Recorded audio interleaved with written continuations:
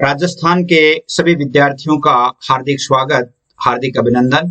प्रिय विद्यार्थियों, आज हम कक्षा 12th की राजनीति विज्ञान विषय का अध्ययन करेंगे और राजनीति विज्ञान के हमने पहले 4 पाठ पढ़ लिए हैं।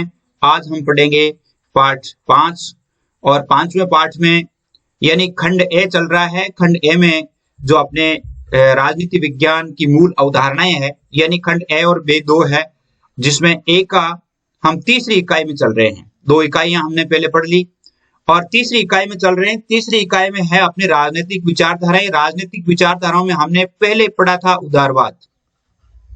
उदारवाद हमने पढ़ लिया। आज हम पढ़ेंगे समाजवाद। बहुत ही अच्छा टॉपिक है समाजवाद और इसमें बहुत ही अच्छी अच्छी बातें बताई हुई है और राजनीति विज्ञान की जो विषय से संबंधित है कि आप परीक्षा में किस प्रकार के प्रश्नोत्तर आते हैं वो भी आप अच्छी तरह से कर पाएंगे। मुझे उम्मीद है कि आप ये पाठ पढ़ने के बाद यानी जो भी आप पाठ पढ़ेंगे, चाहे उदारवाद पढ़ा होगा आपने, समाजवाद भी देख लेंगे। इससे पहले भी आपने बहुत सारे पाठ देखे। आपके जो कमेंट्स थे बहुत अच्छा है। आप ये कह रहे हैं कि हमारे समझ में आ रहे हैं, बहुत अच्छी बात है। मेरा प्रयास है, आपकी मेहनत है। तो उम्मीद करता हूं कि आप सभी के लिए ये बहुत ही अच्छा वीडियो साबित होगा। प्रिय विद्यार्थियों, एक बात मैं हमेशा कहता हूं, आज भी कहता हूं कि लेसन अपलोड होते ही यदि आपको पाना है तो आपको इसे सब्सक्राइब करना होगा। और सब्सक्राइब करने का अर्थ यह है कि आपके लिए आपका जो, जैसे आप अभी सीनियर में पढ़ रहे हैं, फर्स्ट ईयर में, सेकंड ईयर, आप फाइनल तक पढ़ेंगे, तो वहां तक अपने ये एजुकेशनल और मोटिवेशनल वीडियोस है वो मैं प्रयास करता हूं। और आपके जीवन में, यदि आपके जीवन में परिवर्तन ला सकता हूं या आपके जीवन में कुछ आपका दिशा निर्देश कर सकता हूं तो मैं मेरा अहोभाग्य समझता हूं कि आप सभी के लिए अच्छा मोटिवेशनल वीडियोस भी बनते हैं। तो आप इसे सब्सक्राइब कर लीजिए ताकि लेसन अपलोड होते ही आपके पास उसकी सूचना आ जाए। यदि ये नहीं होता है तो आप साहित्य क्लासेज के नाम से सर्च कर सकते हैं। साहित्य क्लासेज जब आप सर्च करेंगे तो वहां पे भी आपको मिल जाएंगे। वहां पे आप जाकर के देख सकते हैं, जिसमें अपने यहां से जैसे हिंदी कंपलसरी, हिंदी साहित्य, पॉलिटिकल साइंस जो आप देख रहे हैं, और इंग्लिश और ग्रामर दोनों विषय होंगे, यानी हिंदी ग्रामर भी और इंग्लिश ग्रामर भी। ये सभी जो है वो आपके लिए अपलोड किए जाते हैं और उम्मीद करता हूं आपके लिए बहुत अधिक पसंद भी आएंगे। और थोड़े समय में आपके कक्षा 12th के लिए हिस्ट्री का जो पाठ्यक्रम है वो भी शुरू करने पर विचार किया जा रहा है। हो सकता है आपके लिए हिस्ट्री की कक्षाएं भी लगाई जाए और आप हिस्ट्री के जो प्रश्नोत्तर, हिस्ट्री के जो वीडियो है वो भी देख पाए। हिस्ट्री जिन विद्यार्थियों के हैं तो वो विद्यार्थी भी अच्छी तरह से आश्वान्वित हो जाएंगे। हो सकता है आपके लिए हिस्ट्री की कक्षाएं भी लगाई जाए। तो प्रिय विद्यार्थियों, आप अतिशीघ्र इसे सब्सक्राइब कर लीजिए और सब्सक्राइब करेंगे तो आपके लिए बहुत अच्छा ही होगा। आइए हम चलते हैं समाजवाद। समाजवाद में हम क्या पढ़ते हैं, देखिए आज हम समाजवाद है अपना टॉपिक और समाजवाद में हम क्या क्या पढ़ेंगे। समाजवाद में हम पढ़ेंगे, देखिए समाजवाद में हम पढ़ेंगे एक तो समाजवाद का अर्थ जो आप अच्छी तरह से देख पाएंगे। समाजवाद का विकास कैसे हुआ इसके बारे में पढ़ेंगे। समाजवाद की परिभाषाएं जो किन किन लेखकों ने, किन किन विचारकों ने दी है वो पढ़ेंगे। भारत में समाजवाद का क्या असर है, भारत में समाजवाद की क्या स्थिति है, समाजवाद के प्रमुख तत्व क्या है वो पढ़ेंगे। समाजवाद के गुण क्या है, समाजवाद के दोष क्या है। तो इसका अर्थ ये है कि पूर्ण मूल्यांकन हो जाएगा, यानी पूर्ण समालोचना तो है वो समाजवाद की हम आज पढ़ेंगे कि समाजवाद कितना अच्छा है और कितना सही नहीं है, यानी उसमें क्या क्या कमियां हैं वो भी हम आज पढ़ेंगे। तो देखिए सबसे पहले अपन पढ़ते हैं समाजवाद का अर्थ। समाजवाद का अर्थ क्या है, देखिए समाजवाद 19वीं 20वीं शताब्दी में पाश्चात्य चिंतन से विकसित विचारधारा है। पाश्चात्य चिंतन से विकसित विचारधारा है, अर्थात ये जो पाश्चात्य पश्चिमीकरण है, वेस्टर्नाइजेशन है, उससे विकसित है, लेकिन पूंजीवाद से पूर्णतः विपरीत है। पूंजीवादी व्यवस्था का समर्थन नहीं करता है। अब समाजवाद का अर्थ आपको क्या, जैसे आप समाजवाद क्या है समझाइए, आपके प्रश्न आ गया तो आप सबसे पहले क्या लिखेंगे, समाजवाद का अर्थ क्या है। समाजवाद का अर्थ है शोषण रहित, समतामूलक समाज और राज्य की स्थापना करने की वकालत करने वाली विचारधारा समाजवाद है। समतामूलक समाज अर्थात जिसमें शोषण नहीं हो, अर्थात ये नहीं हो कि एक के पास बहुत अधिक पूंजी है, दूसरे के पास बिल्कुल भी नहीं है, यानी शोषण रहित है। समतामूलक और राज्य की स्थापना की वकालत करने वाली जो विचारधारा है उसे समाजवाद कहते हैं। इस विचारधारा के दर्शन हमें प्राचीन काल में उन आध्यात्मिक संतों या धर्म आचार्यों में होते हैं।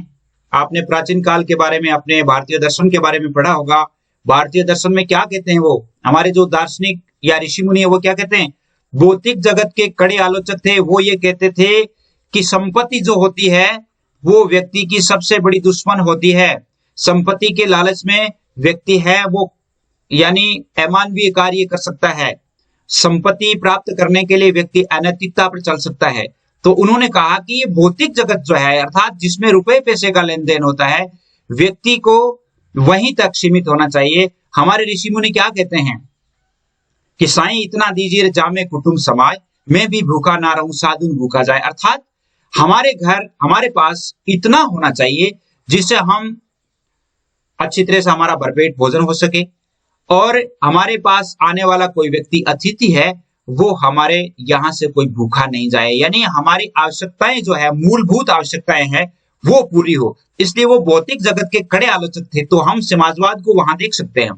संपत्ति को संसार में व्याप्त कलह और अत्याचार की जड़ मानते थे। अत्याचार की जड़ मानते थे। ये शुरुआत है। जैसे आप पाठ में समाजवाद का अर्थ आपकी जो दिया हुआ है उसमें थोड़ा संक्षेप में दिया हुआ है आपकी किताब में, और मैंने उसे थोड़ा विस्तारित करने का प्रयास किया है। तो आप इसे देखें कि अत्याचार की जड़ मानते थे संपत्ति को, और वर्तमान में समाजवाद का अध्ययन जो है वो हम इन बिंदुओं के आधार पर कर सकते हैं। पहला बिंदु क्या है इसमें कि समाजवादी अवधारणा का विकास प्राचीन काल में यूनान के दर्शन ने आर्थिक समानता और सामाजिक न्याय का सिद्धांत दिया। प्राचीन काल में यूनानी जो दर्शन है उसमें एक तो आर्थिक समानता का अर्थ है कि यानी समाज में या देश में जो व्यक्ति रहते हैं उनके बीच में जमीन आसमान का अंतर नहीं हो। ऐसा नहीं हो कि एक के पास बहुत अधिक संपत्ति है, एक व्यक्ति वो भूखे ही मर रहा है, तो इसका मतलब है कि समाजवाद कहता है कि वहां राज्य फैल है। अर्थात राज्य में निवास करने वाला प्रत्येक व्यक्ति की मूलभूत आवश्यकताओं की पूर्ति होना जरूरी है। आगे देखिए इसमें थॉमस मूर आपकी किताब में दिया हुआ है। थॉमस मूर का समाजवादी दर्शन उसमें संक्षेप में लिखा हुआ है। अब थॉमस मूर क्या कहता है देखिए। थॉमस मूर कहता है कि मूर ने 1516 ईस्वी में एक अपनी पुस्तक लिखी थी यूटोपिया। पुस्तक यूटोपिया में एक आदर्श समाजवादी राज्य की कल्पना प्रस्तुत की थी। थॉमस मूर देखिए कैसे राज्य की स्थापना करने की वकालत करते हैं। वो कहते हैं कि मूर ने समाज में व्याप्त अपराधों के बारे में कहा था कि अपराध अधिकांश लोगों के लिए जीविका है। देखिए कितनी बड़ी बात है। अपराध अधिकांश लोगों के लिए जीविका है। कैसे? राज्य तमाम लोगों को जीविका का साधन नहीं दे पाता है, जिसके कारण अपराधी प्रवृत्तियों का जन्म होता है। अपराधी प्रवृत्तियां क्यों जन्म लेती है? क्योंकि राज्य है वो सभी व्यक्तियों को समान कार्य नहीं दे पाता। मूर के अनुसार राज्य द्वारा लगाए जाने वाले कार्य जैसे उगाई है, युद्ध में धन का अपव्यय है, ये सब चोरी और अपराध की जड़ें हैं। युद्ध में धन लगाने के लिए एक व्यक्ति कमा करके थोड़ी लगा सकता है, उसे लूटपाट करना। उगाई जो है, उगाई में किया जैसे एक व्यक्ति परिश्रम करके पैसे कमाता है और एक व्यक्ति उगाई से कमाता है, तो यानी मेहनत किसकी ज्यादा हुई? परिश्रम वाले की। और परिश्रम किया हुआ पैसा खर्च करने में समय लगता है। व्यक्ति सोचता है, उगाई का अर्थ है वो ये सोचता है कि आज पैसे लगा दो कल और उगाई कर लेंगे। तो इनमें क्या है? ये सब चोरी और अपराध की जड़ें हैं। अब एक व्यक्ति जैसे मान लो इस प्रकार के जो अतिरिक्त जो कार्यों के लिए पैसे देने पड़ते हैं, तो वह व्यक्ति अपने परिश्रम से उन पैसों को नहीं चुका सकता, इसलिए वो क्या करते हैं? अपराधी प्रवृत्तियों की ओर बढ़ जाते हैं। समाजवाद के अनुसार राज्य में निवास करने वाले प्रत्येक व्यक्ति को मेहनत करनी होगी। समाजवाद क्या कहता है? प्रत्येक व्यक्ति, जो भी व्यक्ति चाहे बड़ा है चाहे छोटा है, उसे मेहनत करनी होगी। कोई भी व्यक्ति धन संग्रह नहीं करेगा, यह समाजवाद कहता है। और प्रत्येक व्यक्ति शासन में भागीदार होगा, अर्थात शासन की जितनी भी जो कानून बनते हैं, जितने भी जो योजनाएं बनती है, उन सभी योजनाओं में प्रत्येक व्यक्ति भाग लेगा। प्रत्येक व्यक्ति को समान रूप से मेहनत करनी होगी। आगे देखिए, आपके इसमें बेकन का समाजवादी दर्शन भी है। बेकन उसमें छोटा सा लिखा हुआ है कि उसकी न्यू अटलांटिस किताब है। तो अब बेकन को थोड़ा विस्तारित करते हैं तो क्या क्या लिखा है, देखिए फ्रांसिस बेकन ने अपनी पुस्तक न्यू अटलांटिस में समाजवाद को इस प्रकार समझाया। वो क्या कहते हैं, जैसे अपन ने पहले भी मूर को पढ़ा कि मूर क्या कहता है, अब ये बेकन क्या कहते हैं। बेकन कहते हैं कि राज्य को भूमि का वितरण इस प्रकार करना चाहिए जिसमें सत्ता उन लोगों के हाथ में हो जिससे बड़े भूस्वामियों का वर्चस्व समाप्त हो जाए। समाजवाद कहता है कि भूमि है वो किसान की होनी चाहिए, भूमि जो है वो जोतता है, भूमि को जो हल चलाता है उसी की भूमि होनी चाहिए, उसी की भूमि होनी चाहिए, ये समाजवाद कहता है। बेकन ने उसके इस कथन का समर्थन किया है। समझौते बिना तलवार के खोखले शब्द हैं। समझौते जो होते हैं बिना तलवार के खोखले शब्द, अर्थात समझौता जो होता है उसमें किसी व्यक्ति को पाबंद करने की शक्तियां नहीं होती है। खोखले शब्द होते हैं बिना तलवार के, अर्थात जैसे एक म्यान होती है, देखते हैं तो वो लगता है कि इसमें तलवार होगी, जब उसे ढूंढते हैं टटोलते हैं तो उसमें कोई तलवार नहीं होती, अर्थात खोखलापन होता है। और समाजवाद की प्रगति में फ्रांस की क्रांति जो 1789 में हुई थी एक मील का पत्थर साबित हुई। फ्रांस की क्रांति में क्रांति का वाक्य था समानता, स्वतंत्रता और बंधुत्व। समानता, स्वतंत्रता और बंधुत्व का नारा देने वाली फ्रांस की क्रांति जो है कि समाजवादी जो विचारधारा है उसके विकास में उन्होंने अहम भूमिका निभाई। 19वीं शताब्दी में संत साइमन था, देखिए बेकन के बाद संत साइमन भी आते हैं आपकी किताब में। संत Simon, Charles Fourier, Robert oven जैसे विचारकों ने पूंजीवाद के दोषों को मानवीय स्वचेतना के आधार पर दूर कर सामाजिक एवं आर्थिक कल्याण की बात की। देखिए सेंट साइमन, चार्ल्स फूरियर और रॉबर्ट ओवन, ये तीन है, 1 2 3। ये तीनों क्या है कि इन्होंने तीनों ने पूंजीवाद के दोषों को दूर करके और ये कहा कि आदमी की स्वचेतना है, आदमी अपने ज्ञान के आधार पर समाज में जो आर्थिक जो दूरियां हैं अर्थात आर्थिक विषमताएं हैं उनको दूर करने की बात की। साइमन ने 3 पुस्तकें लिखी थी, इंडस्ट्रियल सिस्टम, न्यू क्रिस्टी है ये मिट्टी, न्यू क्रिस्टी और कैथिज्म ऑफ इंडस्ट्री। तो यानी इसमें सारा का सारा आर्थिक कल्याण से संबंधित बातें दी हुई है कि आर्थिक कल्याण जो है या आर्थिक योजनाएं है वो किस प्रकार संपादित की जाए। सेंट साइमन मानवीय समानता में विश्वास रखता है, परंतु उनका विश्वास निरपेक्ष समानता में नहीं है। यानी मानवीय समानता में रखता है लेकिन निरपेक्ष समानता में नहीं है। अर्थात ये कहता है कि जैसे मान लो पूंजीवाद क्या कहता है, पूंजीवाद भी कहता है कि समानता होनी चाहिए। समानता कैसी होनी चाहिए कि एक व्यक्ति जो है उसे विकास के अवसर की समानता होनी चाहिए। एक व्यक्ति चाहे कितने ही काम करके कुछ भी करके वो आगे निकल जाए, अर्थात उसमें अनैतिकता पनपने का भय रहता है। उनके अनुसार सभी को श्रम और उत्पादन में योगदान देना चाहिए। वैज्ञानिक, विद्वान, उत्पादक, व्यापारी और बैंकर सभी एक साथ मिलकर समाज के उत्पादन को अधिकतम करने का प्रयत्न करें, ये समाजवाद कहता है। यानी सेंट साइमन की विचारधारा है ये, सभी को योगदान के अनुरूप मिले तो इससे किसी भी के पास भी इतना धन नहीं हो पाएगा कि शोषण कर सके। अर्थात जब व्यक्ति जितना मेहनत करता है, जितनी मेहनत करता है उतना ही उसे मिलेगा, तो व्यक्ति क्या है कि इतना कुछ भी नहीं कर पाएगा, यानी शोषण के लिए उनके पास धन एकत्रित नहीं होगा। इसके लिए उन्होंने उद्योगों और भूमि पर सार्वजनिक स्वामित्व और संपत्ति के उत्तराधिकार की समाप्ति की योजना रखी। सार्वजनिक स्वामित्व क्या है? सार्वजनिक स्वामित्व को हम कह सकते हैं कि उद्योगों पर सरकार का अधिकार हो, अर्थात उपक्रम जितने भी हो सरकारी हो और उनसे जैसे मुनाफा होता है तो वो सरकार की योजना में लगे।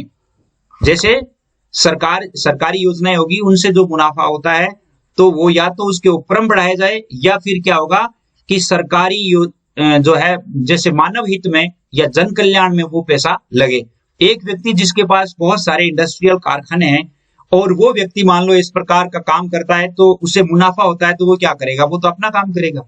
तो ये कहते हैं कि सार्वजनिक स्वामित्व होना चाहिए, सरकार का स्वामित्व होना चाहिए। संपत्ति के उत्तराधिकार की समाप्ति जो है, यानी संपत्ति जो है वो एक से दूसरे में तीसरे में यानी इस प्रकार ट्रांसफर की जाए, ये गलत है। ताकि संसार युद्ध जैसे विनाशकारी कृत्य में नहीं उलझे। अतः स्पष्ट है कि साइमन है वो अंतरराष्ट्रीय शांति में विश्वास करते थे, अंतरराष्ट्रीय शांति में विश्वास करने वाले थे। आगे आपके देखिए, आपकी किताब में लिखा है प्रोधा, ये भी एक समाजवादी विचारक है। प्रोधा ने भी जो है वो अपना समाजवाद किस प्रकार रखा उसके बारे में देखिए। प्रोधा ने एक पुस्तक लिखी थी, व्हाट इज प्रॉपर्टी। देखिए इसमें व्हाट इज प्रॉपर्टी में निजी संपत्ति को चोरी की संज्ञा दी है। उन्होंने कहा कि निजी संपत्ति जैसे खाने पीने और अपनी आवश्यकताओं की पूर्ति के पश्चात जो पैसे बचाए जाते हैं वो कहते हैं कि वो चोरी है। उन्होंने लिखा है संपत्ति चोरी है। वस्तु के मूल्य के माप के लिए श्रम समय सिद्धांत का निरूपण किया, जो मार्क्स के अतिरिक्त मूल्य सिद्धांत का आधार बना। प्रोधा ने जो वस्तु मूल्य के माप के लिए जो श्रम समय निर्धारित किया था ना, कि भाई इतने समय तक व्यक्ति को मेहनत करनी करनी। एक आदमी चाहे कितना ही बड़ा पूंजीपति है, कोई भी है, लेकिन उसे करना क्या है, उसे काम करना है। काम के घंटे जैसे मान लो उन्होंने 8 घंटे निश्चित कर दिए, तो ये इसका अर्थ है कि 8 घंटे प्रत्येक व्यक्ति को काम करना ही करना है। तो उन्होंने कहा कि उसके द्वारा प्रस्तुत तमाम सिद्धांत मार्क्स द्वारा अपनाए गए। प्रोधा मनुष्य की नैसर्गिक समानता में विश्वास रखते। नैसर्गिक समानता का अर्थ है प्राकृतिक समानता। प्राकृतिक समानता जिसमें आपने पढ़ा होगा, लोग जो है वो प्राकृतिक स्वतंत्रता पर कहते हैं, जैसे प्राणों की स्वतंत्रता है, खाने पीने की स्वतंत्रता है, घूमने की स्वतंत्रता, अर्थात ये जो है प्राकृतिक स्वतंत्रताएं हैं वो व्यक्ति को होनी चाहिए। और ये भी समाजवाद भी कहता है, समाजवाद के प्रोधा जो है वो कहते हैं। उसके अनुसार विषमता आय के साधनों और अवसर की समानता का परिणाम है। आय के साधन और अवसर, अगर व्यक्ति को समान अवसर नहीं दिया गया, आय के साधन उससे नहीं उपलब्ध करवाए गए, तो उसमें क्या होगा, आर्थिक विषमताएं उत्पन्न होगी। एक व्यक्ति को ज्यादा अवसर प्राप्त हो गए, एक व्यक्ति को अवसर प्राप्त नहीं हुआ, तो उससे क्या हुआ कि आर्थिक विषमताएं पनपना स्वाभाविक है। इसलिए समानता बनाए रखने के लिए राज्य नामक संस्था नहीं चाहता। वो ये कहता है कि राज्य नामक संस्था नहीं होनी चाहिए। उसके अनुसार राज्य श्रम और संपत्तिशालियों की संस्था है। राज्य जब होगा तो में संपत्तिशाली उत्पन्न होंगे, और जिसे संपत्ति वहां जहां होगी तो वहां पर समानता नहीं होगी, समानता नहीं होगी वहां पर नैतिकता नहीं होगी, नैतिकता नहीं होगी वहां पर समाज में है वो आधे से ज्यादा जो लोग हैं वो पिसते जाएंगे। उसका मनुष्यों के आदर्श समाज में कोई स्थान नहीं है। इसके पश्चात समाजवाद की अनेक धाराएं हैं, जैसे फैबियनवाद है, श्रेणी समाजवाद है, श्रमिक संघवाद है इत्यादि विकसित हुए। ये भी व्यवस्थाएं विकसित हुई। जॉर्ज बर्नार्ड शॉ और जीडी कॉल, जॉर्ज सोरेल जैसे विचारकों ने समाजवाद की उक्त धाराओं के सिद्धांतों का प्रतिपादन किया।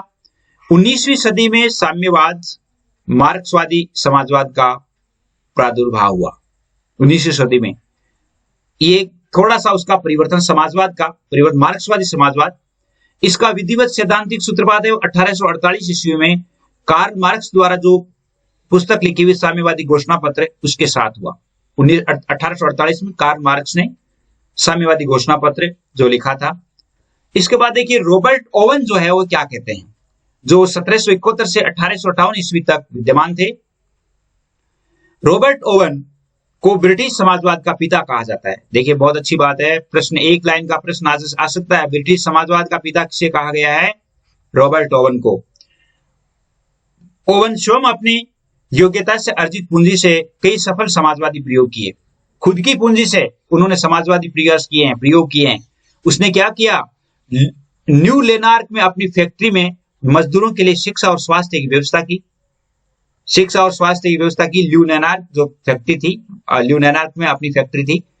सभी मजदूरों को सुंदर आवास बनवाए। उसने श्रमिकों के वेतन में वृद्धि की और काम के घंटे सीमित किए। मतलब एक व्यक्ति को इतना ही काम करना है, उन्होंने ये बताया। न्यू लेनार्क नगर शीघ्र ही प्रसिद्ध हो गया, लोग इसे देखने के लिए आने लगे।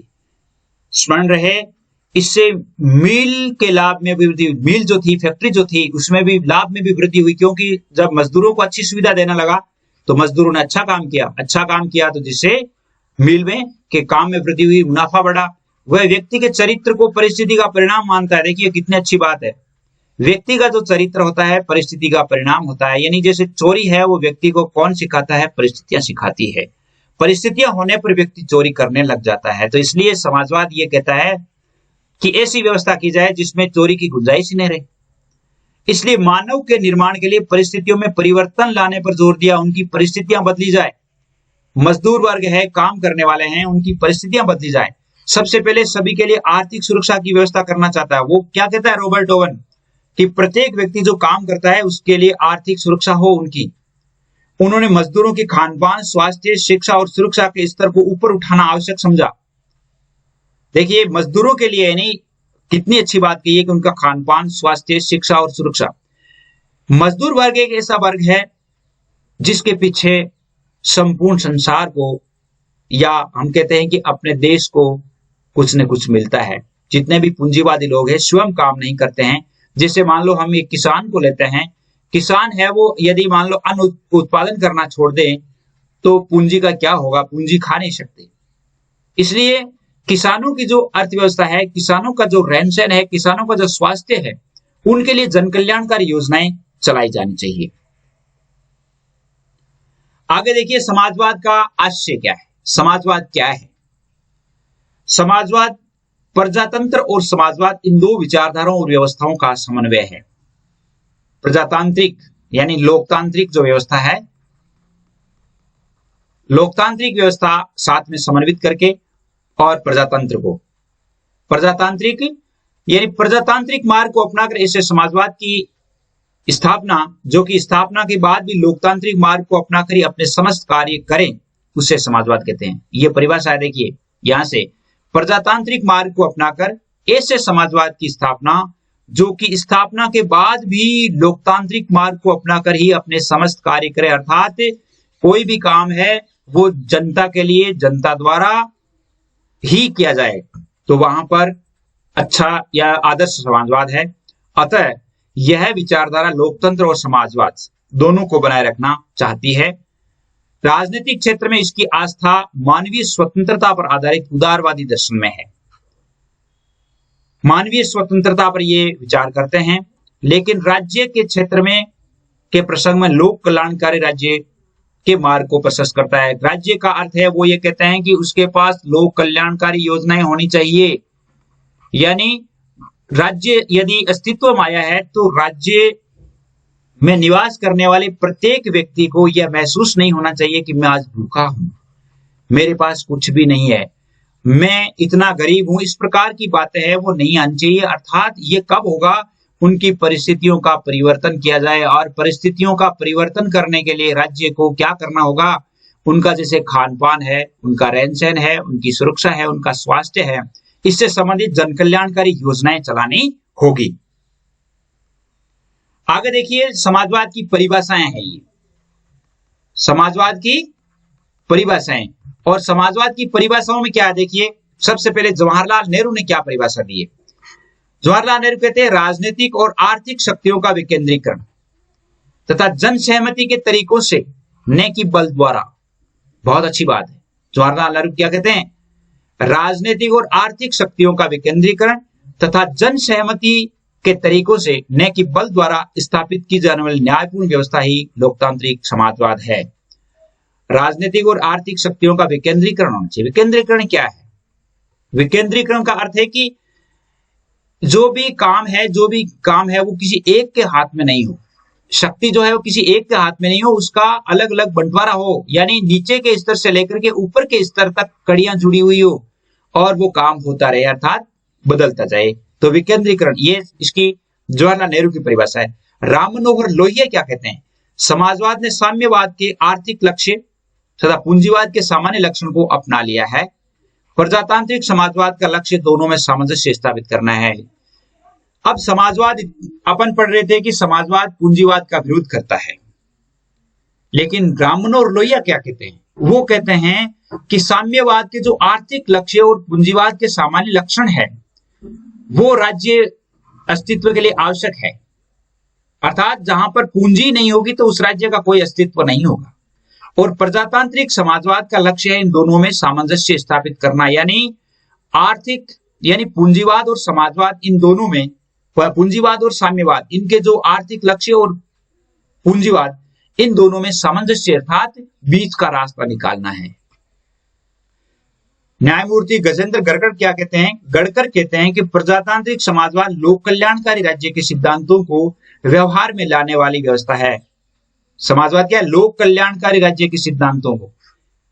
समाजवाद की ये परिभाषा है कि राज्य क्या है? लोक कल्याणकारी सिद्धांतों को व्यवहार में लाने वाला एक संस्था है।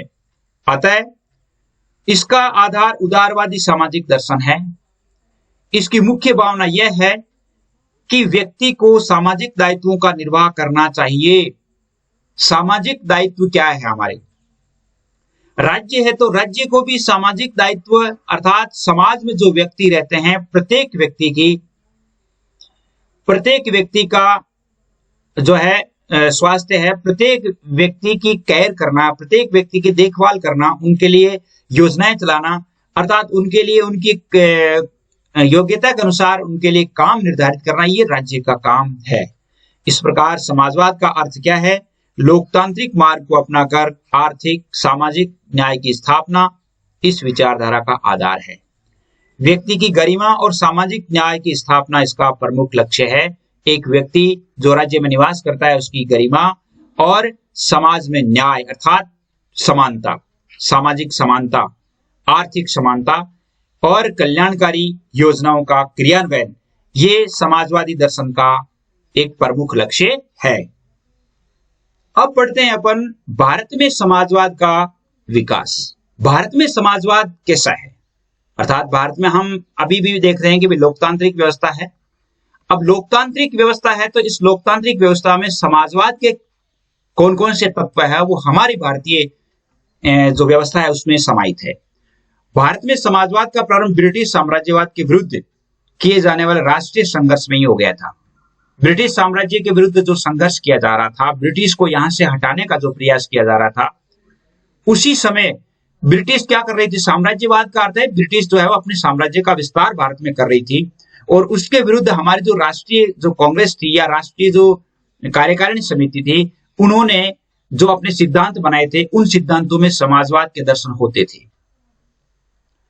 1929 के लाहौर अधिवेशन में घोषित किया गया था कि इस समिति की राय में भारतीय जनता की भयंकर दरिद्रता विदेशियों द्वारा किए गए शोषण के कारण ही नहीं वरन समाज की आर्थिक व्यवस्था के कारण भी है। जैसे अपन ये पढ़ रहे थे कि भाई भारतीय जनता का जो शोषण हो रहा है वो विदेशियों द्वारा शोषण करने के कारण भारतीय जनता दरिद्र हो गई है, तो वो ये कहते हैं कि ये भी नहीं है वरन आर्थिक व्यवस्था का कारण भी है। अर्थात हमारे यहाँ पर आर्थिक विषमता है, कईयों के पास बहुत अधिक धन है, कईयों के पास बहुत कम है, जिसका विदेशी शासक अपना शोषण जारी रखने के लिए समाज की वर्तमान सामाजिक और आर्थिक व्यवस्था में क्रांतिकारी परिवर्तन हमें करने पड़ेंगे। इस शोषण को दूर करने के लिए हमारी जो वर्तमान समाज की व्यवस्था है, हमारे वर्तमान जो अर्थव्यवस्था है, इसमें परिवर्तन करना होगा। अर्थव्यवस्था में परिवर्तन करना होगा, अर्थव्यवस्था की जो स्थितियां हैं, परिस्थितियां हैं, उनको बदलना होगा। 1931 के प्रांतीय अधिवेशन में कांग्रेस द्वारा पारित प्रस्ताव में कहा गया था कि यदि हम सर्वसाधारण के लिए स्वराज को वास्तविक और स्वराज्य बनाना चाहते हैं तो इसका अर्थ केवल देश की राजनीतिक स्वतंत्रता से नहीं है बल्कि सर्वसाधारण की आर्थिक स्वतंत्रता से भी है। अर्थात व्यक्ति जब तक आर्थिक रूप से स्वतंत्र नहीं होगा, आर्थिक रूप से जब तक संपन्न नहीं होगा, तब तक वह राज्य की जो योजनाएं है या जो राज्य देश के प्रति नहीं सोच पाएगा। प्रथम व्यक्ति किसके प्रति सोचता है? सबसे पहले व्यक्ति अपने स्वयं के बारे में सोचता है कि मैं भूखा हूं या कैसा हूं, स्वयं की स्थिति के बारे में सोचता है। जब स्वयं की स्थिति थोड़ी अच्छी होती है तो वह अन्य बातों को सोचने लगता है। तो ये इसमें कहा गया कि सबसे पहले राजनीतिक स्वतंत्रता से नहीं, आर्थिक स्वतंत्रता होनी चाहिए। आर्थिक रूप से हमारा भारत का प्रत्येक व्यक्ति है वो आत्मनिर्भर होना चाहिए। भारत के महापुरुष जैसे पंडित नेहरू, सुभाष चंद्र बोस, मानवेंद्र नाथ राय, महात्मा गांधी, आचार्य नरेंद्र देव, जयप्रकाश नारायण, राम मनोहर लोहिया, पंडित दीनदयाल उपाध्याय जैसे राजनीतिक विचारकों ने समाजवादी विचारधारा को लोकप्रिय बनाने का पक्ष रखा। इन्होंने कहा कि भारत में समाजवादी व्यवस्था लागू की जाए और समाजवादी व्यवस्था में जो सिद्धांत है कि सिद्धांत क्या है, यानी आर्थिक स्वतंत्रता, आर्थिक रूप से व्यक्ति बराबर हो, आर्थिक समानता। समाजवाद कहता है कि आर्थिक समानता होनी चाहिए। आर्थिक समानता होगी तो राजनीतिक समानता स्वतः ही हो जाएगी। राजनीतिक समानता होगी तो देश की जो शासन व्यवस्था है वो अच्छी होगी। आगे देखिए, समाजवाद के प्रमुख तत्व क्या है? समाजवाद मतलब कौन कौन से तत्वों पर अवस्थित है? समाजवाद किस किस के प्रति अध्ययन करता है? समाजवाद सबसे पहले कहता है कि पूंजीवाद और साम्यवाद दोनों ही अतिवादी है। अतिवादी का अर्थ है कि इन्होंने सीमा लांघ दी है। समाजवाद के अनुसार पूंजीवाद असमानता और सामान्य जनता के शोषण पर आधारित है। पूंजीवाद सामान्य जनता का शोषण करता है और असमानता है, समाज कल्याण के विपरीत है। इसके अनुसार साम्यवाद और पूंजीवाद दोनों ही धर्म और नैतिकता के विरोध पर आधारित है, यानी उनमें पूंजीवाद और साम्यवाद में धर्म और नैतिकता नहीं है, ये समाजवाद कहता है। वर्ग संघर्ष और हिंसक क्रांति की धारणा में विश्वास रखते हैं, अतः इनमें अधिनायकवाद को अपनाया गया है। अधिनायकवाद का अर्थ है कि जैसे एक व्यक्ति बड़ा होना और एक छोटा होना। समाजवाद के अनुसार साम्यवाद और पूंजीवाद कभी भी मानव जीवन के लिए श्रेयस्कर नहीं हो सकते। समाजवाद कहता है कि पूंजीवाद और साम्यवाद जो है वो व्यक्ति हित के बारे में कभी भी नहीं सोचते हैं। जनतांत्रिक व्यवस्था में विश्वास, ये इसकी दूसरी विशेषता है कि समाजवाद सर्वसत्तावाद के सभी रूपों का घोर विरोधी है। घोर विरोधी है, जनतांत्रिक व्यवस्था के मूल्यों में विश्वास रखता है। नॉर्मन थॉमस क्या कहते हैं कि समाजवाद प्रजातंत्र की पूर्ण सिद्धि है। समाजवाद प्रजातंत्र की पूर्ण सिद्धि है। आर्थिक और सामाजिक क्षेत्र में प्रजातांत्रिक पद्धति के आधार पर ही परिवर्तन किया जाना चाहिए। यानी समाजवादी या प्रजातांत्रिक पद्धति के आधार पर हमारे समाज की व्यवस्थाएं निर्धारित की जानी चाहिए। प्रजातांत्रिक प्रणाली समाजवाद का अभिन्न अंग है, उसे अलग नहीं किया जा सकता। प्रजातांत्रिक प्रणाली और समाजवाद ये दोनों समन्वित है, एक दूसरे के पूरक हैं। तीसरी बात है, इन्होंने मानवता में विश्वास। समाजवादी मानव को एक नैतिक प्राणी मानता है। पूंजीवाद की इस धारणा का विरोध करता है कि व्यक्ति केवल लाभ या दंड के भय से ही क्रियाशील। पूंजीवाद क्या कहता है? जब व्यक्ति लाभ की लालसा में बहुत अधिक काम करेगा, तो लाभ की लालसा में व्यक्ति अनैतिक काम भी तो कर सकता है, जो कि एक मानव सभ्यता के लिए अच्छा नहीं है, मानव सभ्यता के लिए एक अच्छी बात नहीं है। तो ये बात यानी पूंजीवाद की गलत है। साम्यवादी मानते हैं कि हिंसा और आतंक जैसे अमानवीय तत्वों के आधार पर ही कोई कार्य किया जा सकता है। साम्यवादी कहते हैं कि हम किसी को डरा धमकाकर या हम अपने अधीन करके ही किसी से काम करवा सकते हैं।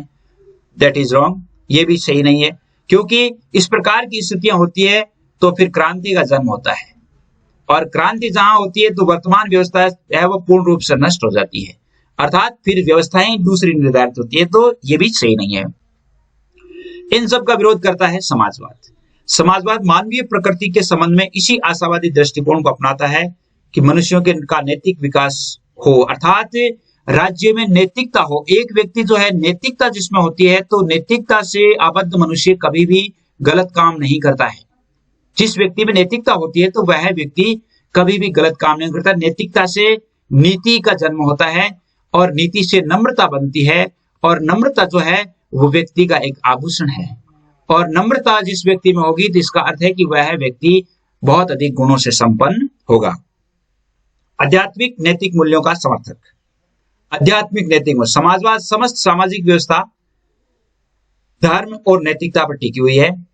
यदि इस आधार को मिटाने का प्रयत्न किया गया तो समस्त व्यवस्था ढह जाएगी। समाजवाद क्या कहता है? अध्यात्म जो है, अध्यात्म के बल पर ये मानवीय सभ्यता टिकी हुई है, और उस अध्यात्म को मिटाने का प्रयास किया गया तो क्या होगा? उससे संपूर्ण मानव सभ्यता ही ढह जाएगी, मानव सभ्यता ही समाप्त हो जाएगी। अधिकांश समाजवाद के अधिकांश प्रतिपादकों द्वारा समाजवाद की प्रेरणा धर्म से ही प्राप्त की गई है, लेकिन धर्म और नैतिकता से समाजवाद का आशय कर्मकांड, भाग्यवाद या धार्मिक जीवन की प्रवृत्तियों को अपनाने से नहीं है। धर्म और नैतिकता, समाजवाद का जो धर्म और नैतिकता है वो क्या कहता है? इसका मतलब ये नहीं है कर्म कांडों में भाग लो, या कर्म कांडों के आधार पर, या जैसे आदमी भाग्य के भरोसे बैठा रहे, या धार्मिक जीवन में जो अंधविश्वास है उनको पालन करता रहे। इसका अर्थ उनसे नहीं है। इसका अर्थ तो धर्म का अर्थ है वो वैज्ञानिक जो बातें हैं या विज्ञान सम्मत जो तथ्य हैं, उन तथ्यों का परिपालन करते हुए, उन तथ्यों का के साथ होकर के और व्यक्ति में नैतिकता होनी चाहिए। आगे देखिए, वो कहते हैं कि पांचवा है वर्ग संघर्ष में कोताही।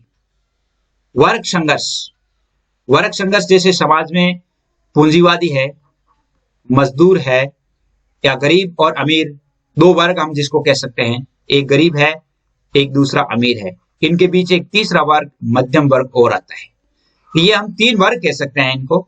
समाजवादी समाज में पूंजीपतियों और श्रमिकों की विद्यमानता को स्वीकार करते हुए भी वर्ग संघर्ष को नहीं मानता। वो ये कहते हैं कि जैसे समाज में पूंजीवाद या पूंजी को स्थान होना चाहिए, ऐसी कोई बात नहीं है, लेकिन पूंजी के स्थान के पीछे यह नहीं होना चाहिए कि इसमें वर्ग संघर्ष उत्पन्न हो जाए। यानी समाज में जो व्यक्ति रहते हैं उनको इतना तो मिलना चाहिए जिससे दूसरों से वो ईर्ष्या नहीं करे, अपने आप को है ही नहीं समझे।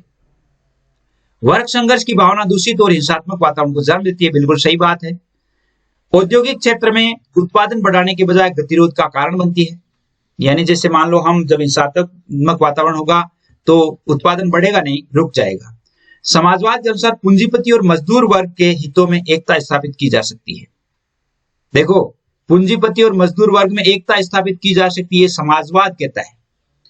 समाजवाद का मूल मंत्र वर्ग संघर्ष की अपेक्षा सामंजस्य और सहयोग पर है। समाजवाद कहता है कि जैसे पूंजीपति और मजदूर, इन दोनों में, ये पूंजीपति वर्ग है वो मजदूरों का हित सोचने लगे, मजदूर पूंजीपतियों के हितों का ध्यान रखे। दोनों में जब सामंजस्य हो जाता है, कोऑर्डिनेशन हो जाता है, समन्वय हो जाता है, तो वर्ग संघर्ष खत्म हो सकता है। आर्थिक राजनीतिक आजादी के हिमायती। समाजवादी आर्थिक स्वतंत्रता को व्यक्तियों के लिए अति आवश्यक मानता है।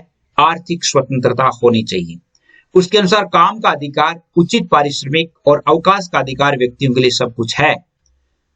प्रत्येक व्यक्ति को काम का अधिकार है, उसे उचित पारिश्रमिक मिलना चाहिए। जो काम करता है उस काम के अनुसार उसे पैसे मिलने चाहिए, उसे लाभ मिलना चाहिए, और अवकाश, आदमी के लिए छुट्टी, ये सब कुछ होना चाहिए। समाजवादी व्यवस्था व्यक्ति के लिए विचार, भाषण, संगठन और सम्मेलन आदि की राजनीतिक स्वतंत्रताएं तो आवश्यक मानता ही है। इसके साथ यह भी मानता है कि राजनीतिक और नागरिक स्वतंत्रता के साथ साथ आर्थिक स्वतंत्रता प्राप्त होनी चाहिए। आर्थिक स्वतंत्रता भी प्राप्त होनी चाहिए। सातवीं इसकी विशेषता है उत्पादन और वितरण पर जनतांत्रिक नियंत्रण होना चाहिए। देश में जो भी उत्पादन होता है और उत्पादन का जो वितरण किया जाता है तो वो जनतांत्रिक तरीके से हो। ऐसा नहीं कि एक व्यक्ति को बहुत अधिक मिल गया और एक व्यक्ति को बहुत कम मिला है। देश में अर्थात जो सार्वजनिक स्वामित्व वाली जो चीजें हैं उन चीजों पर जनतांत्रिक नियंत्रण होना चाहिए। उत्पादन का लक्ष्य समाजीकरण होना चाहिए। उत्पादन करने का अर्थ है, यानी देश में उत्पादन करने का अर्थ व्यक्ति को पूंजीपति बनाना नहीं है, अर्थात समाजों का विकास करना है। समाज में जैसे मान लो एक बात आप समझ सकते हैं कि समाज में या देश में सभी व्यक्ति निरोग नहीं होते। सभी व्यक्तियों की जो शारीरिक क्षमता समान नहीं होती, मानसिक क्षमता समान नहीं होती। तो जो मानसिक क्षमताओं से विपन्न व्यक्ति है, स्वास्थ्य से जो विपन्न व्यक्ति है, उन व्यक्तियों के लिए जो वृद्ध व्यक्ति हो गया है या इनसे संबंधित जो है वो उनका समाजीकरण होना चाहिए। अर्थात हम जैसे एक समाज में रहते हैं तो उस समाज में हम क्या सोचते हैं कि हमारे जो बूढ़े जो होते हैं, हमारे परिवार में जो भी लोग रहते हैं, उनके प्रति हमारा एक नैतिक कर्तव्य होता है। वो नैतिक कर्तव्य होना चाहिए।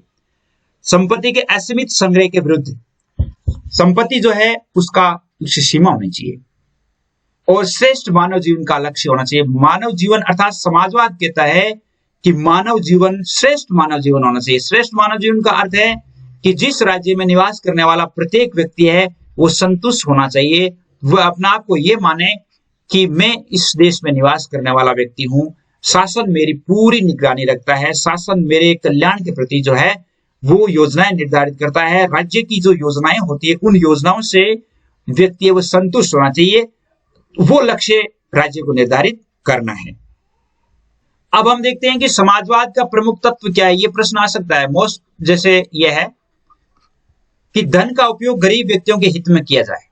समाजवाद कहता है कि धन का उपयोग, जैसे मान लो एक व्यक्ति जिसके पास अपनी जीविका चलाने के लिए खूब धन है और उसे यदि हम धन दिया जाए तो वो गलत है। समाजवाद कहता है कि जो व्यक्ति गरीब है, जैसे मान लो समाज में समाजवाद हो चाहे पूंजीवाद हो साम्यवाद हो, दो वर्ग होंगे, एक गरीब और एक अमीर, और उनके बीच होगा एक मध्यम वर्ग। अमीर व्यक्ति जो है, अमीर व्यक्ति को और अमीर बनाया जाना ये गलत नीति है।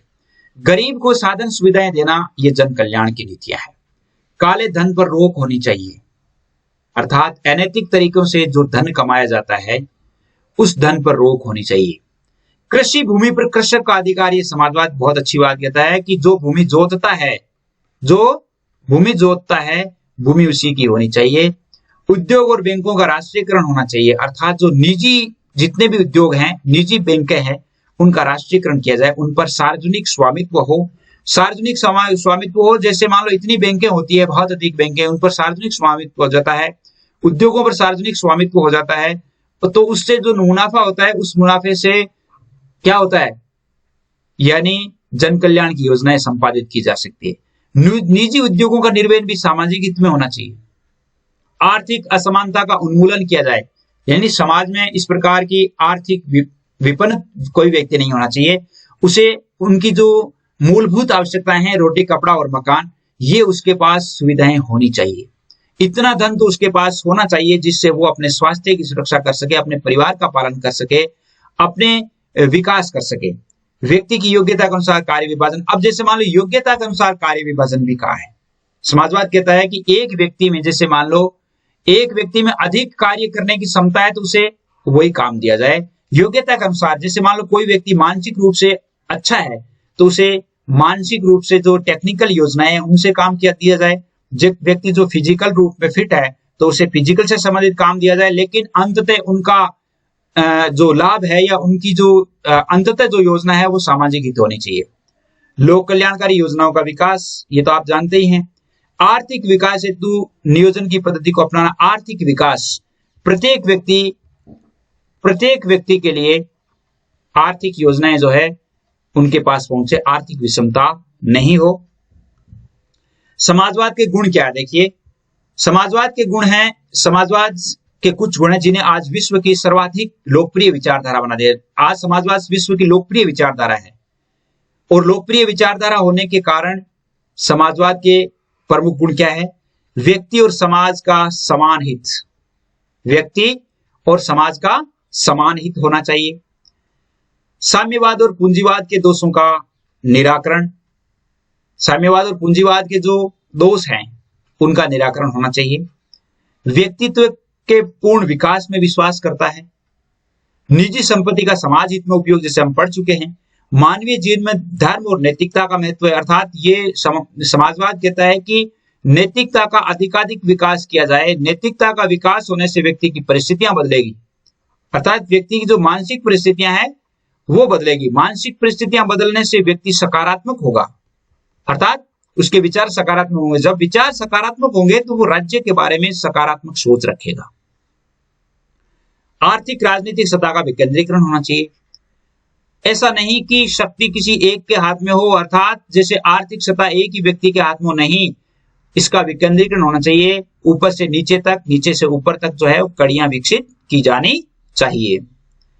अब समाजवाद जो है, वैसे प्रत्येक जो होता है तो उसका कोई ना कोई दोष भी होता है। दोष क्या है? देखिए, स्पष्ट विचारधारा नहीं है। स्पष्ट कैसे नहीं है? इसके कुछ सिद्धांत है। ये कहता है कि पूंजीवाद और साम्यवाद के दोषों का निराकरण हो, तो इसके संबंध में इन्होंने कोई स्पष्ट नहीं कहा कि दोष का निवारण कैसे होगा। तो स्पष्ट विचारधारा नहीं है। एक दूसरे के विरोधी तत्वों को स्थान दे रहा है। जैसे ये कहता है, एक बार तो कहता है कि पूंजीवाद का उन्मूलन, आर्थिक समानता, लेकिन एक जगह ये कहता है कि पूंजीवादी जो व्यवस्था है उसे स्वीकार करता है। तो एक दूसरे के जो विरोधी तत्व हैं उनको भी स्थान देता है। प्राकृतिक संभावनाओं के विरुद्ध है। प्राकृतिक संभावनाओं के विरुद्ध, जैसे अब इस समाजवाद ने हमारे देश में या किसी भी देश में जहां कहीं भी धरातल पर जो योजनाएं बनाई है वो प्राकृतिक संभावनाओं के विरुद्ध है, अर्थात प्रकृति हमारी वहां की है कि नहीं है। हर एक जगह पर ये सिद्धांत काम नहीं करते। जैसे भारत की भौगोलिक स्थितियां अलग है, भारत के लोगों की मानसिक सोच अलग है, पाश्चात्य देशों की सोच अलग है। तो जिस देश में ये पूर्ण रूप से काम करता है, ये जरूरी नहीं कि वो भारत में भी काम करे। भ्रष्ट व्यवस्था को संरक्षण भी देता है, जैसे पूंजीवाद का संरक्षण भी करता है। साम्यवादी व्यवस्थाओं का भी धीरे धीरे समर्थन करता है। उपभोक्ताओं के हितों का नुकसान। अभी एक बात ये भी, जैसे उपभोक्ता जो काम उपभोग में ले रहे हैं उनके जो हित नहीं देखा जा रहा। उपभोक्ता जैसे मान लो एक व्यक्ति काम करता है बहुत अधिक, और एक व्यक्ति में 25 पैसे का काम किया, एक व्यक्ति ने 75 पैसे का काम किया, और जब 75 पैसे का काम किया तो अब दोनों को मिलाकर के और 100 हो गए, और अब क्या हुआ, इनका बंटवारा करके 50-50 कर दिए। इसको नुकसान हो गया 25 पैसे का, और इसे 25 पैसे का फायदा हो गया।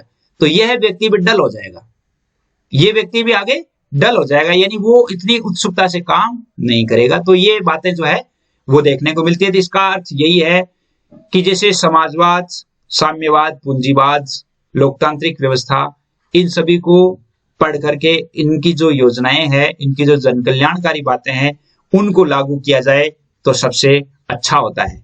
तो प्रिय विद्यार्थियों, उम्मीद करता हूं आपके ये पाठ समझ में आया होगा।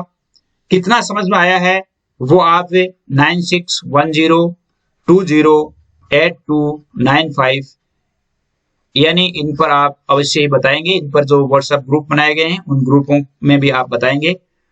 जय हिंद, जय भारत।